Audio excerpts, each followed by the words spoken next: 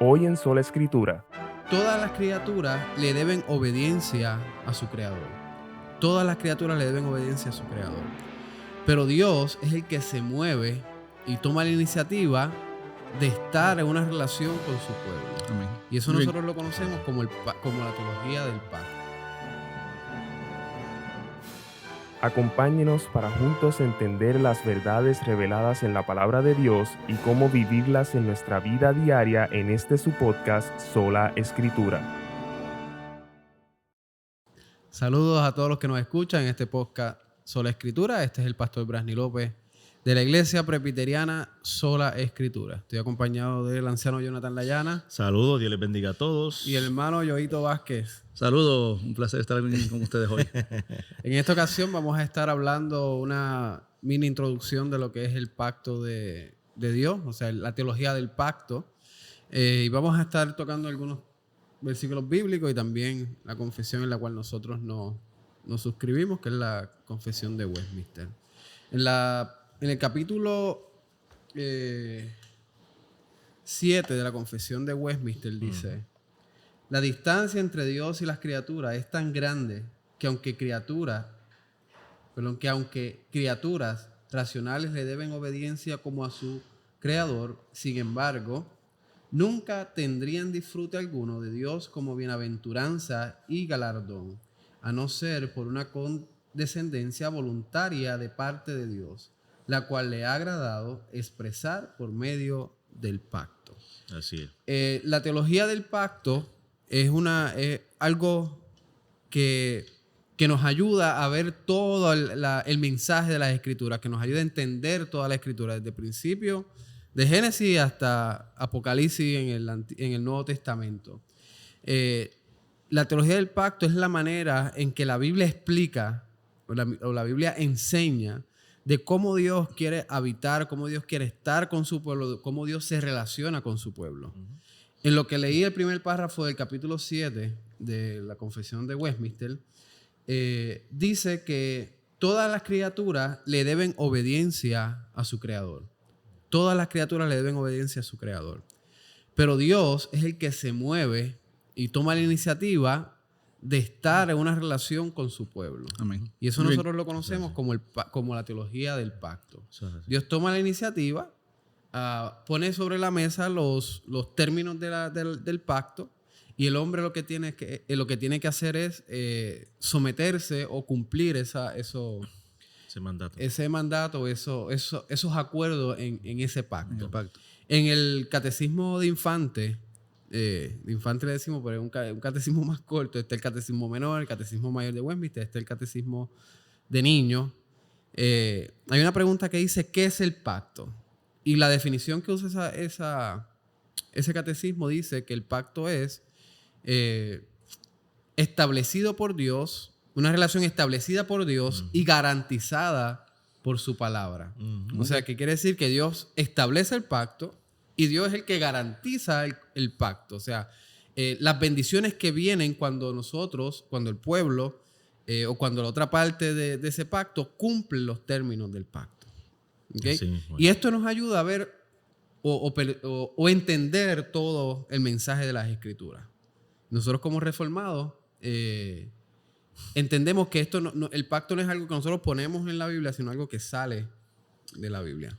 Algo Eso. así iba a mencionar, porque por lo menos en el caso nuestro, y te menciono a ti también, que estuvimos compartiendo, imagino que Yoito también, en otro tiempo que estuvimos en otra, ¿verdad?, congregación, otra iglesia, nunca se nos enseñó y tampoco se nos instruyó de lo que era realmente el pacto, ese Dios de pacto.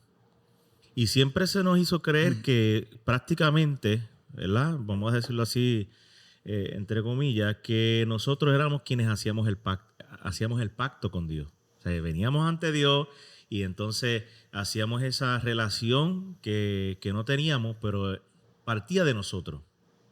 Ahora, cuando vamos a la Escritura, y es lo que estamos hablando, y lo que menciona la confesión de fe, que obviamente está subordinada por las Escrituras, es que quien hace pacto con nosotros es Dios. Exacto. Porque la creación no puede hacer pacto con su creador. Es el creador quien tiene la potestad y el poder de hacer pacto con su creación. Y eso fue lo que hizo Dios. Exacto. Y también este aspecto del pacto podemos entenderlo desde Adán y Eva. Ujú. En Adán y Eva, en la creación, Dios creó a hombre y mujer para que estuvieran en una relación íntima con Él, una relación perfecta con Él. Y lo que nosotros queremos tirar, ¿verdad? La línea de lo que es la teología del pacto es que Dios siempre tiene el deseo de traer una relación divina, una relación que el hombre no puede tener en la tierra con ninguna otra criatura, sino Dios es el que quiere traer a sus criaturas, al hombre, a una relación íntima con Él. Y la manera en que nosotros lo vemos es los diferentes pactos. Bueno, hay solamente 2 pactos, vamos a hablar de eso un poco más adelante. Pero el desarrollo de ese pacto de gracia, que lo conocemos como el pacto de gracia, con diferentes pactos que son representados dentro del pacto de gracia, es Dios una vez y otra vez queriendo tener una relación con su pueblo, creación. con su creación. Te pregunto, mencionaste algo ahorita muy interesante en contexto de lo que es la teología pactual. Y yo no es que llevo tantísimos años en esto de la teología pactual, como mencionó el Jonathan, en Puerto Rico es difícil escuchar congregaciones, aunque se hablan de pactos, quizás hablamos del antiguo y nuevo pacto, se habla de Dios de pacto en ciertas canciones por ahí, pero se queda así como, ¿verdad? Como un tema en el aire. Populares. Exacto. Bien superficial. Pero cuando hablamos de teología pactual también he escuchado este concepto de que pareciera que estamos encajonando la Biblia a la teología pactual, como si dijéramos, yo voy a inventarme una teología pactual y ahora encajono a la Biblia dentro de esta teología pactual. ¿Es eso cierto? ¿Mencionaste algo ahorita con respecto a eso? Sí, no. Pero eso no. No, claro, no. La característica de la iglesia reformada es sola escritura. Son la escritura. Nosotros no podemos no podemos imponer enseñanzas que no estén en las escrituras. Muy bien. Si nosotros enfatizamos mucho en la teología del pacto es porque lo vemos en el transcurso de toda la escritura. Exacto.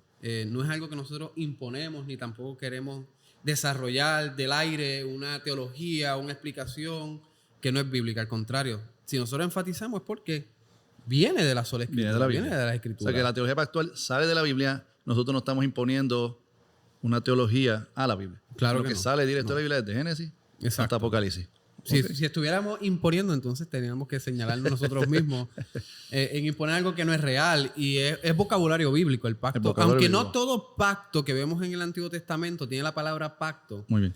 pero tiene sus características de pacto. Y los requisitos Exacto. para que sea un pacto. Por ejemplo, ya que lo traiste sobre la mesa, nosotros entendemos que Dios hizo un pacto de obra cuando creó al hombre y a la mujer. Después vamos a desarrollar ese pacto, ¿verdad? Exacto. Pero creó el pacto de obra. ¿Cuál era la condición de ese pacto de obra? Que el hombre tenía que obedecer perfectamente a Dios. Exacto. Y le dijo, no comerás del árbol de la ciencia del bien y del mal. Y él tenía que comer, él no podía comer de ese árbol por un tiempo para poder tener la vida eterna, disfrutar de Dios para siempre y glorificarlo a Él. Muchos dicen, no, pero es que en el Antiguo Testamento, en Génesis, esos primeros capítulos de Génesis, no menciona absolutamente nada de un pacto. Primero, vemos las características del pacto que Dios hace con Adán, un pacto de obra, como dije antes, requisito de una obediencia perfecta.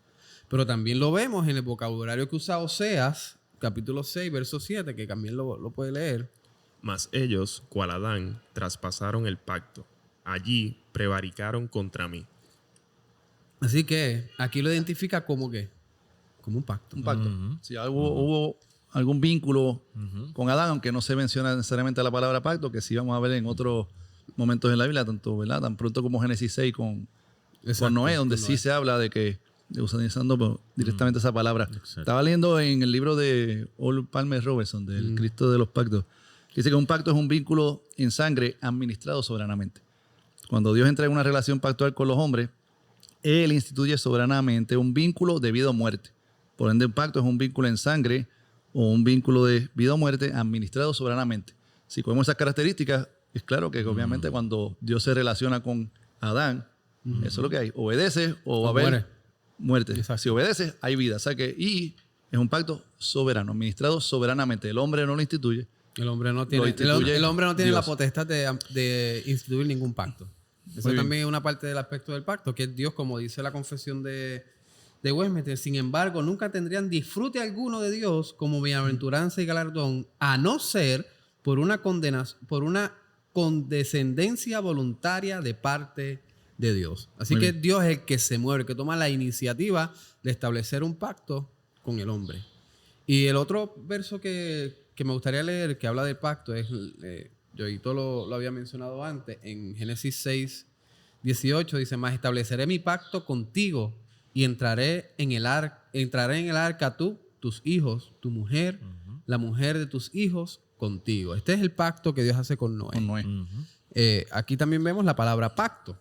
Dios dice, voy a hacer un Literalmente está la pacto. palabra Literalmente está la palabra pacto. Haré un pacto contigo. Y aquí vemos, ¿verdad? Del principio, y lo va a tocar, que lo hace con toda su familia, con toda su descendencia, todos los que están bajo su...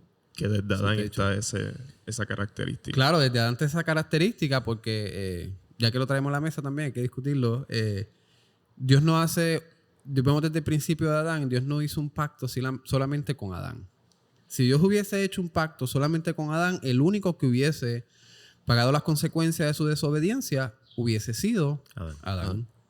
Pero como Dios no hace un pacto, sino Dios hizo un pacto con Adán y con toda su descendencia, nosotros estamos afectados por esa desobediencia. Por eso es que nosotros tenemos una naturaleza pecaminosa. Por eso es que está la condenación, la maldición de Dios sobre el hombre que no ha declarado que Cristo es rey.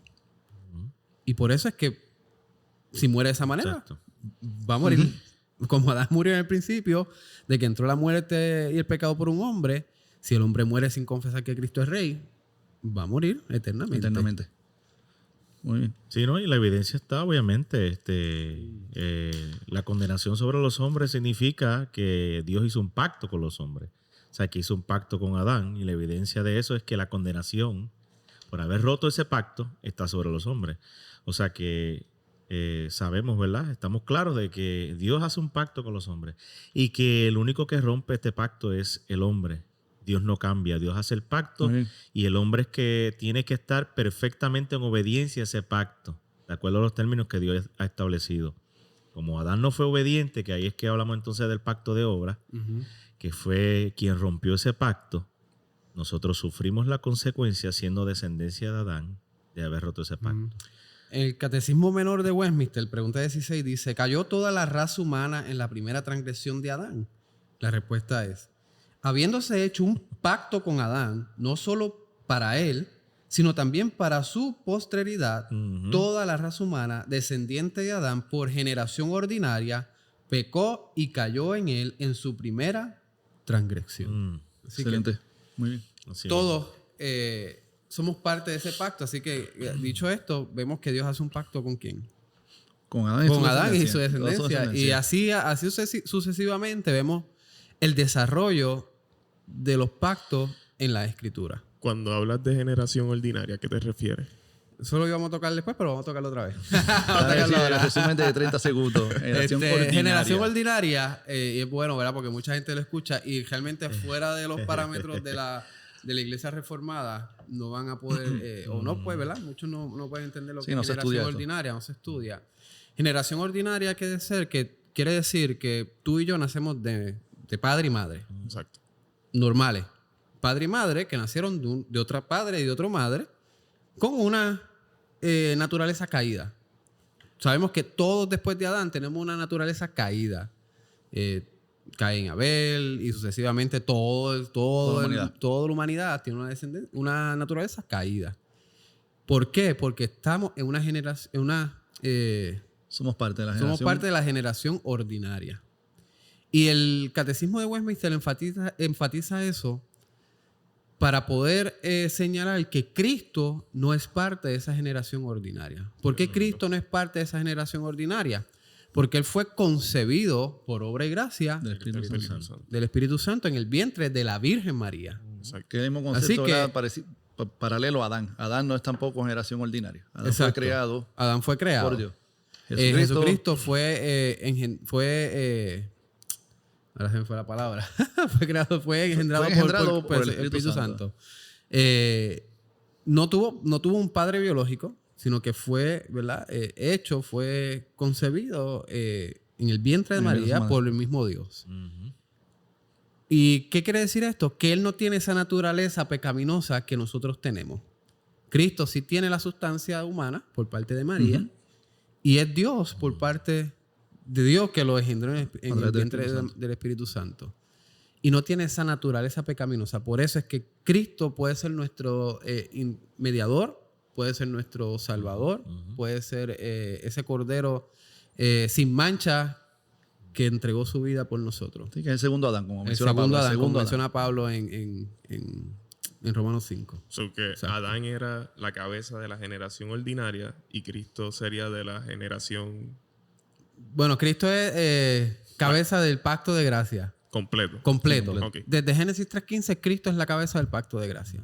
Si nosotros vemos Génesis 3.15, ahí Dios promete de que va a venir un hijo, una semilla, Es su pacto, que va a aplastar la cabeza De la serpiente. de la serpiente. Y ese es el Señor Jesucristo. Todo pacto o toda revelación que se hace, toda desenvoltura que se hace luego de Génesis 3.15, Cristo es la cabeza. Cristo es el... Apunta a Cristo. Exacto, apunta a Cristo. Él es el... Está la palabra... se me fue de la mente. No, está bien. Está bien, tranquilo. Ok, pues eso ya hablamos de generación ordinaria, pero Dios, volviendo al concepto de... Hay algo que mencionó, sí, perdona que te interrumpa, Yoito, que Yoito mencionó sobre que piensan que entonces... Perdón, el testador. El testador. El testador. Ok. Después vamos a hablar de eso. Sí, por favor. estamos hablando ahorita del testador versus... Es que entonces se encajona, aparentemente para muchos, quizás se encajona a Dios, un Dios de pacto, y entonces encerramos a ese Dios ahí, más o menos. Algo sí creo que mencionó Yoito. Sí, el concepto que pareciera que imponemos esta caja de teología pactual, Sí. entonces yo estoy encajonando la Biblia, ¿verdad? Pero en la Biblia, ¿verdad? El término teología pactual no existe en la Biblia. Sí la palabra pacto, pero es para establecer, ¿verdad? Porque hay distintos tipos de teología o formas de acercamiento a la Biblia. Ajá, pero lo que exacto. queremos establecer es que la Biblia nos deja ver que Dios es un Dios de pacto y hay toda una teología de pacto desde Génesis hasta Apocalipsis. Este Apocalipsis. Sí, de hecho, a nosotros obviamente que se nos enseñaba mucho que era la teología, el pacto de gracia. Exacto. Pero no entendíamos ese pacto sin haber entendido el pacto de obra. Claramente. Y entonces no podíamos hacer esa conexión. Sí lo sabíamos porque se nos mencionaba y se nos decía, mira, el pacto de gracia. Ok, el pacto de gracia. Pero yo entendía que ¿verdad? O sea, entendía, ¿no? Solamente superficialmente podía ver que Dios hizo un pacto con los hombres por medio de Cristo, un pacto de gracia. Pero yo no entendía que Dios era un Dios de pacto, realmente. Que Dios expresó su pacto de obras en Génesis y expresó su pacto de gracia con Cristo Jesús.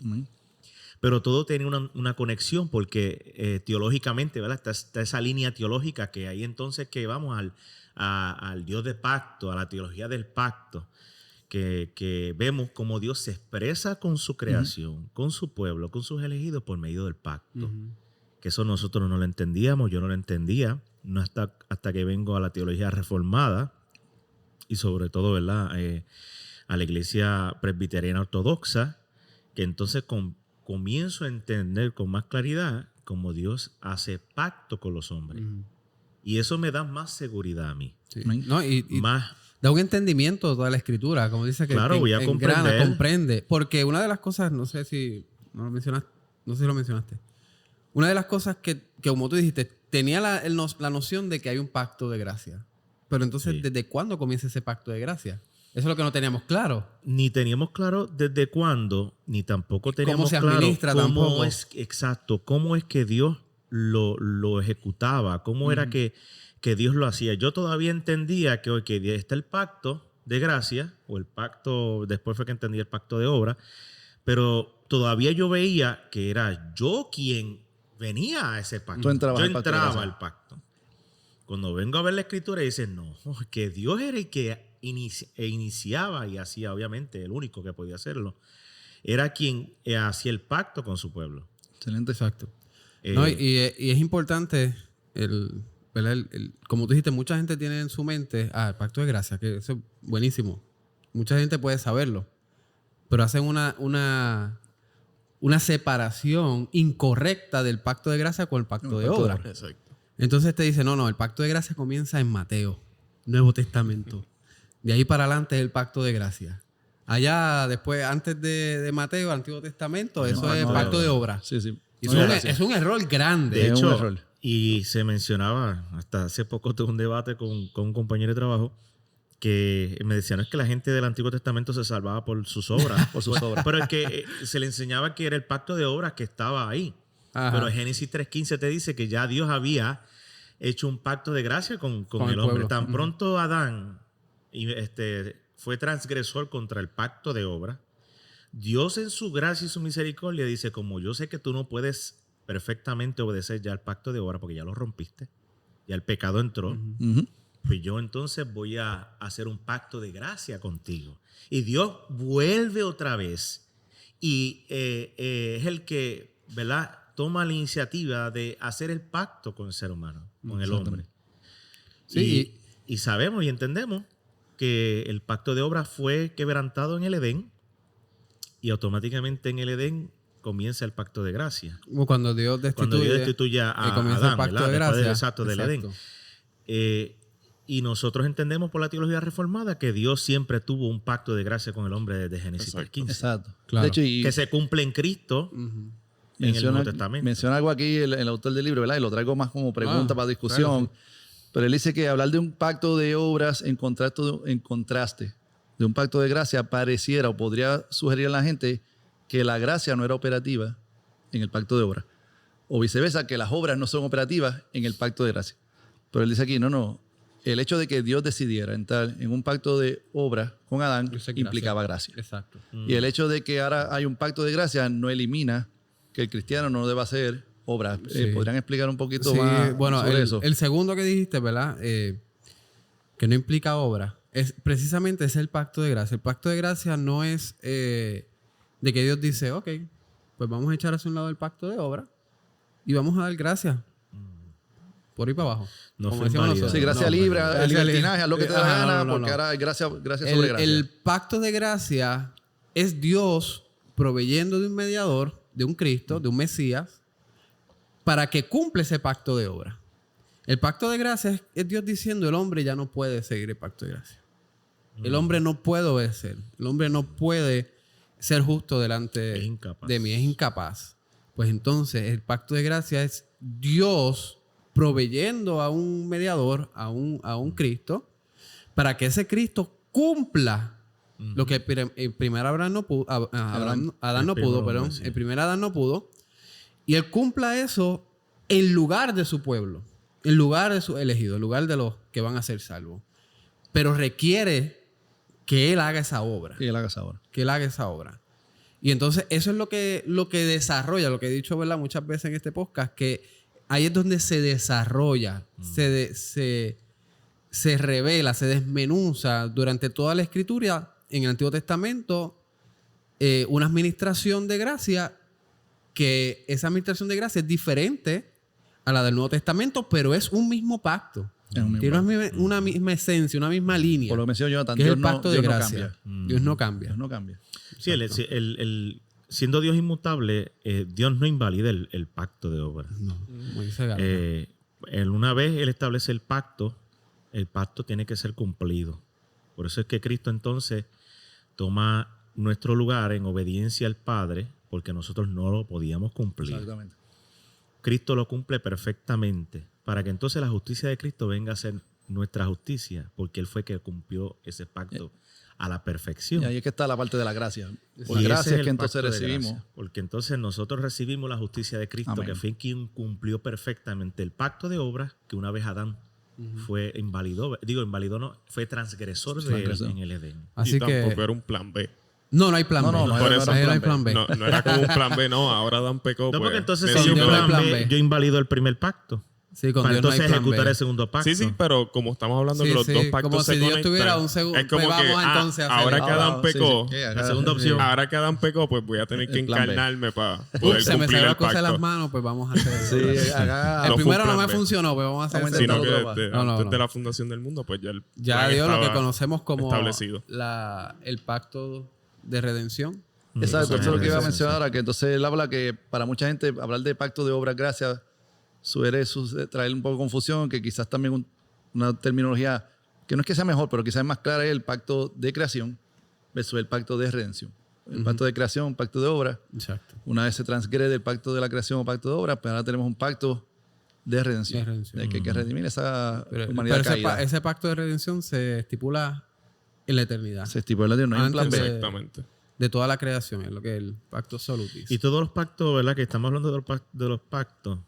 Todos los pactos, obviamente, son una sombra de lo que iba a ser el pacto de gracia. Por ejemplo, En el Antiguo pacto abrámico. Por eso queda dentro del pacto de gracia. Exacto. Queda Para que Pero sea- que a veces la gente comienza a hacer este tipo de... a separar todo eso. Y más bien lo que estaba haciendo era revelando el pacto Claro. que Dios tenía. Y todos van conectados unos con Unos otros, con otros, teológicamente. sí. Excelente.